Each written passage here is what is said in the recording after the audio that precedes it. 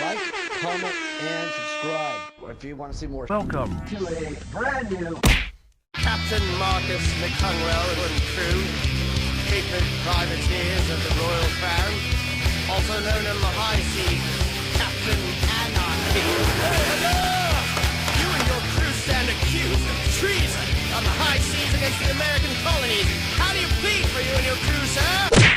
I made mistakes too, but I learned from my mistakes along the way. Well, yeah. And improved upon my behavior. I saw it as being shortcomings and limitations that I needed to work on. I mean, come on. If I'm working on them and I'm improving upon them and they still want to slight me, go fuck yourself. Because I'm recognizing the shortcomings and that applies to everything in life. Two most valuable things that I can share with people in life are, one, everybody has shortcomings and limitations.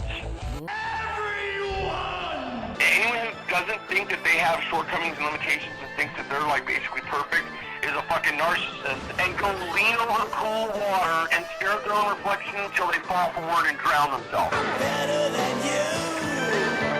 So everybody has shortcomings and limitations. Now, if you realize you have shortcomings and limitations, but you choose not to do anything about it, you're just a fucking douchebag. So if people slight you for it, you got nothing to say. You think you got something to say. Go fuck yourself. But if you realize that you have shortcomings and limitations and you know what they are and you're trying to work on them, you're constantly throughout your life trying to better yourself in those areas, then nobody has shit to say. And if they do have shit to say, if they want to slight you for it, they don't belong in your life anymore. If that's like a parental figure, and you need to have a parental figure in your life, then make friends with an older guy that can be like your mentor to replace your dad. Or an older woman that can be like your friend, that can be like your motherly figure to replace your mom. If it's a girlfriend or boyfriend or whatever, find a new mate. And if it's a friend, well, they're now a former so-called friend. Get the fuck rid of them out of your life, ghost them, and find a new friend. If they don't belong in your life and they're just going to tear you down, if they're still slighting you, even though you're trying to better yourself and recognize your shortcomings and limitations and do something about it. The other most valuable piece of advice I can give to anyone is no one knows what makes you happy. What did you say, dickhead? I'll repeat myself.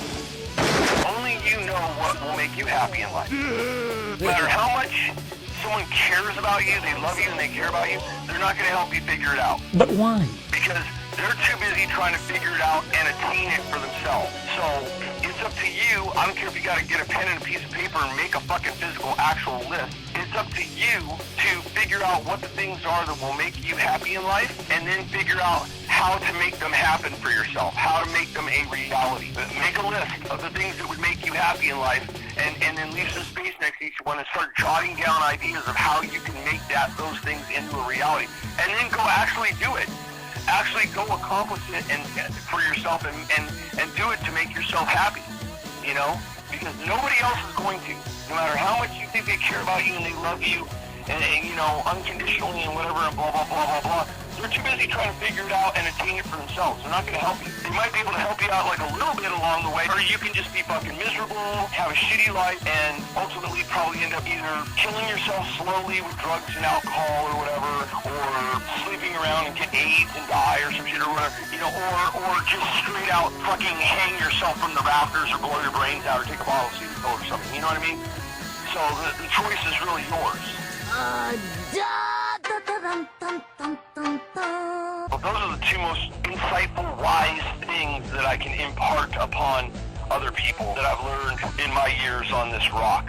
Okay, Frank Cross. I am the youngest president in the history of television for a reason. You can totally tell he did a shitload of cocaine in that whole sequence. Why wasn't I invited? You know that he actually played Hunter S. Thompson in a movie called The Buffalo Roam? hidden deep within the snow-shrouded Rockies, a fearsome creature is now awake and hungry.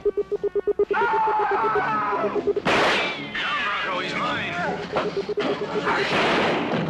Got a grip, Thompson. He is gathering his awesome powers for one final assault. No. Yeah. I don't think I've seen that one, but I've Came out wanted early to. 80s. Me and Layla, we call it the Golden Age. The Golden Age is from 76 to 83 because basically it wasn't quite the 70s, it wasn't quite the 80s, it was like a hybrid of both. To me, my golden age is late 80s, early 90s, because it was basically the 80s. Because, like, you look at movies like, I call it the Tony Scott Challenge. There's 2 movies directed by Tony Scott, but written by 2 different writers. Last Boy Scout, directed by Tony Scott and written by Shane Black. I told you, you ever touch me again, I'll kill you.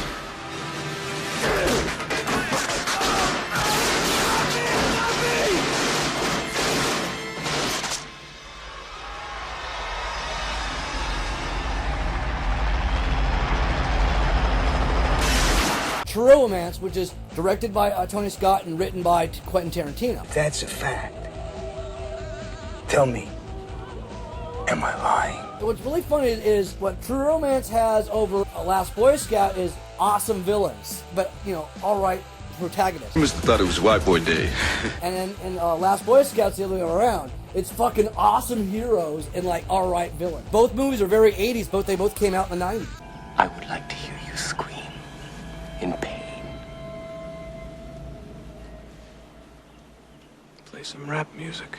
People say, Oh, that's a very 90s movie. no, it's a very 80s movie. Come on! Terminator 2. Is Terminator 2 90s, even though it came out in 91? No, it's very 80s. It has that 80s feel. Yeah. Same with fucking Last Boy Scout. Same with Point Break. That's why I call it my golden age. You know, metal still existed. You know? Yeah, and even though it came out in 90 or 91, and some of the soundtrack and the clothing was 90s, I'm gonna go ahead and throw Encino Man. I mean, come on. Punch out the bully in the end and blah, blah, blah. And, you know, it has that 80s feel. Come on! Infectious fucking grooves in the movie. Oh, yeah. You lie, and you brush me. You lie, and you brush me. Come on. Other 80s rocker had his first solo song in that movie.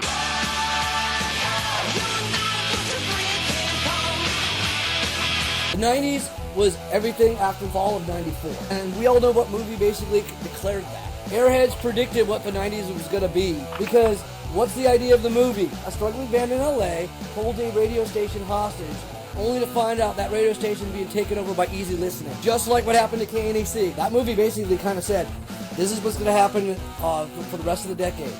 Metal will no longer be cool. You know what I mean? Yes, we got rid of butt rock. But, and that's why I think it's fun when people want to blame grunge. Grunge didn't last that long. And there's some really good grunge bands. Have you ever heard Grunt Truck? Yeah, Bobby's on the street for more.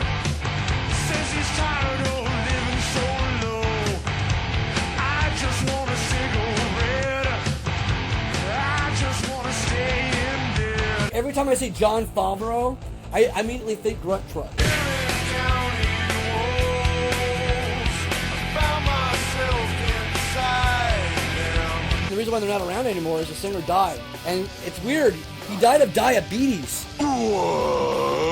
Drugs kill the metal. He died of an oversurplus. Yes, you have Motley Crue and Bullet Boy, but you also had Snuff. And yeah, you're friends with Chip, but they were the gayest looking glam band ever. Like the only band who looked gayer than them was Nelson. I don't know, there were some pretty gay looking. Who's gayer looking than those two bands? There were some bands, there were definitely some glam bands that looked gayer than that. But I mean, I don't know, I liked Enough Snuff, although, you know, they only had a couple of hits.